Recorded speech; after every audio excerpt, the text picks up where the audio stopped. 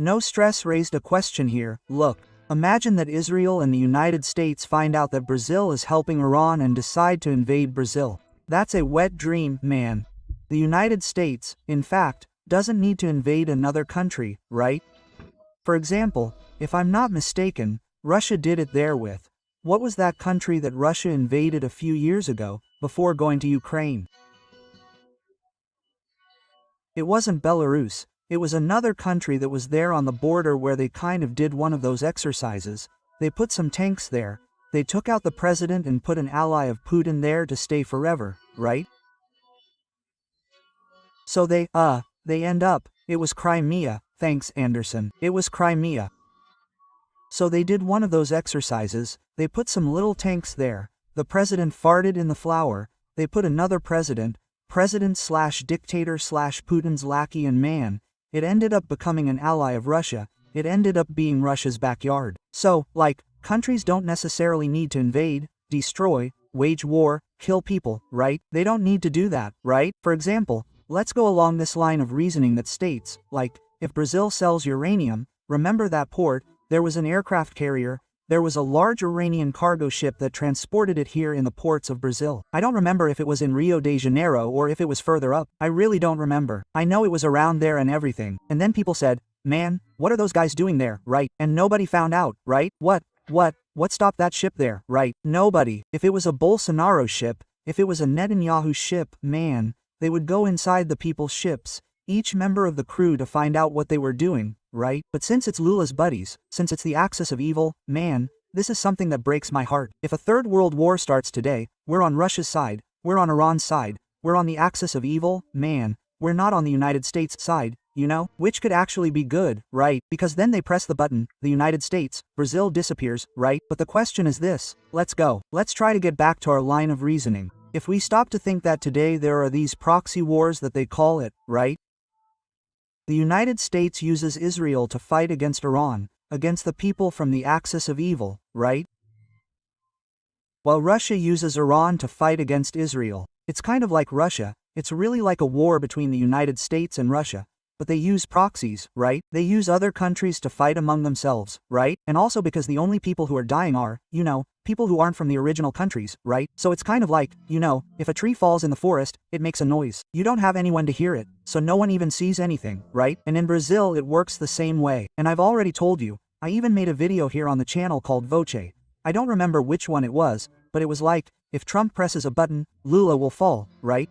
What is that? It's about imposing sanctions, which is what everything is shaping up to happen. No, sanctions, like, the United States. Note, the United States can't impose sanctions like, no, we're not going to buy any more meat and stuff from Brazil, Brazil is sanctioned, we're not going to negotiate with Brazil, no. Brazil, the United States needs its little farm, right? Their little farm here, which is Brazil and everything else, the sanction. If they impose this kind of sanction to stop negotiating with Brazil, then they sent our $5. Hi, Andre VC. Do you still talk to Jonathan, your former partner?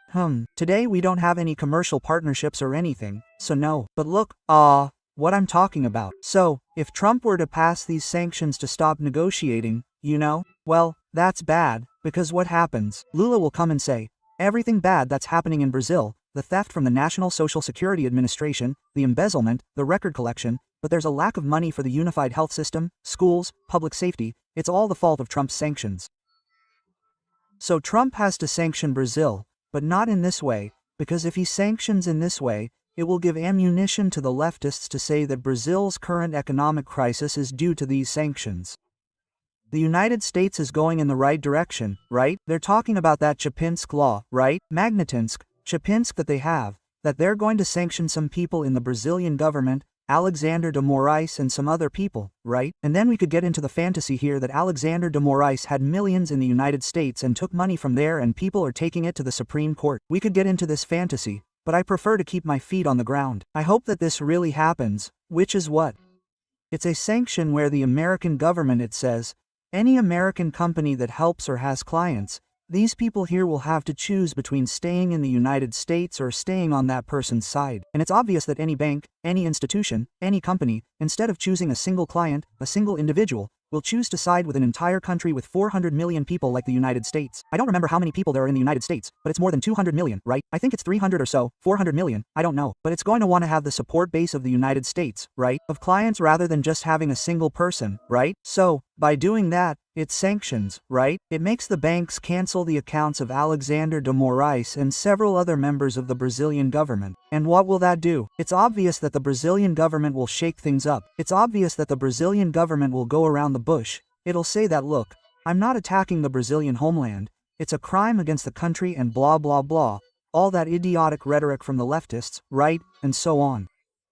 But then I ask you, if Trump imposes sanctions to stop buying anything from Brazil, it will be bad. Brazilians will see this as a bad position, but if he comes in and says, no, it's 6 people, 8 people that we're sanctioning, that's all. Then there's no way for the left. There's no way for the Lula government to say that the total and complete destruction of Brazil is because 6 people lost their bank accounts. There's no way. So, there's this whole issue of the United States being able to impose greater sanctions even now, because the conflict between Israel and Iran is escalating, right?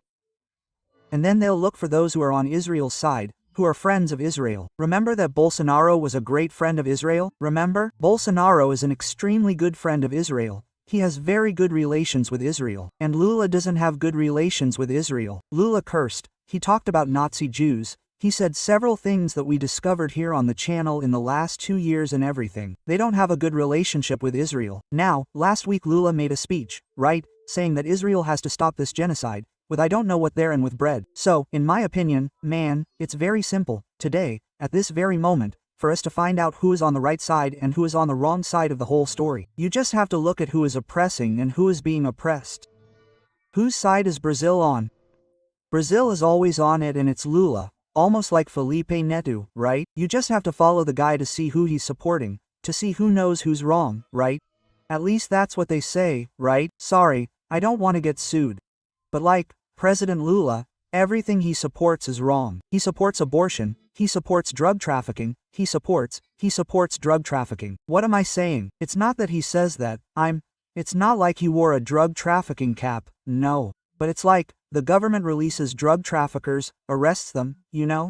Your crime, among others quotation marks, working on the beach selling juice is a much bigger crime. You go there, the guys knock down your stall, throw your cart in the trash, and I don't know what else. As we've already done, we've made videos here on the channel showing this kind of thing, you know? If you sell drugs, it's no problem. If you sell drugs, you go to the police station, the guys will slap your hand twice. Oh, it's just a small thing. It wasn't even 50,000. I don't even know how many tons you have to negotiate today to sell drugs, right? Because the other day the guy was carrying 40 tons of 400 kilograms of cocaine paste and he wasn't arrested, right? So I don't know anymore. In the past it was XG, right? Man, if it went over 10 grams, the guy goes to jail, it's drug trafficking, right? Damn, now I don't know. Now the guy takes 400 kilograms and doesn't give anything, right? So, it's very interesting to see that Lula supports drug trafficking, supports the organized crime being lenient, right? Giving these people a pass. And then we see that crimes that are much lesser crimes, are not seen in a very different way. Imagine the guy selling mineral water on the beach. Where's the receipt? Where's the license? Where are the documents? Where's my little bribe? If he's not paying a bribe to the state, it's a crime. That's what I tell you, right? If you're not paying the state's little share, the state sees that you're a criminal. That's what's bizarre, right? So, in this issue of the United States, maybe if the United States takes another look at what this Iranian ship that came here was, what it carried, what it didn't carry, because Brazil enriches uranium, right? Not enough to make nuclear bombs, but it does enrich uranium there and everything, right? So, it's a fart in the wind, right? I personally can't believe that Brazil would sell uranium to Iran. I think it's a bit too much, you know? There are people selling enriched uranium in a much more practical, quick and easy way to get it near Iran than to come and get it here in Brazil. I think this was all just another sign, saying, we are on the axis of evil, we are in league with the axis of evil, rather than us making up some fanif that the United States is going to come here or whatever. I don't think so, right? For example, now we have another example of leniency with drug trafficking by the Lula government. It's that issue where the Trump government came here, sent representatives and said, we are going to consider the PCC and the Red Command as a terrorist agency, right, as a terrorist group.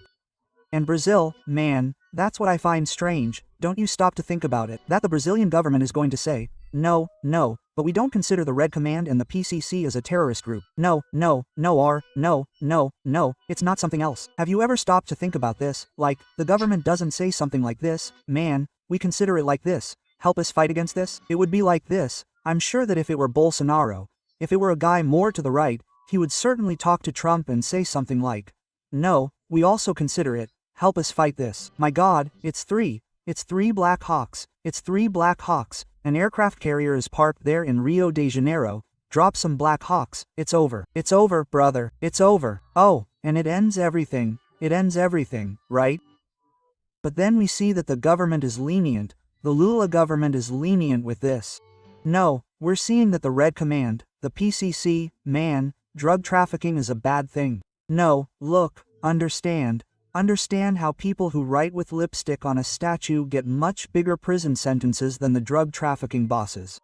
Understand how tough it is. So, like, man, this is something we have to stop and think about, right?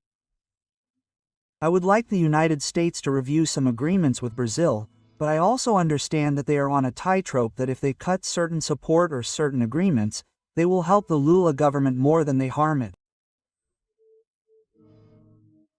So we have to have a lot, we have to be very aware and hope that something happens. No, I wanted the United States to cut everything. Let's think about it like the United States is cutting Brazilian meat imports today. Do you have any idea of the meat crisis that's going to happen? The price of meat won't just double like it did in the last 2.5, 3 years ago. It won't just double because farmers will see that it's no longer worth raising cattle, right?